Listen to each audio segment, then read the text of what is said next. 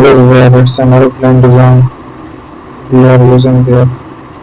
I will try that one. So let's use the simulator here. Keep on generating, editing the new designs. To use it, find another one. So we are using there. Let's make the edition. Try that one. Edit a page there.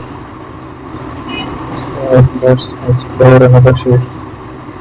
Use the eraser tool here. Now we will find the shapes here.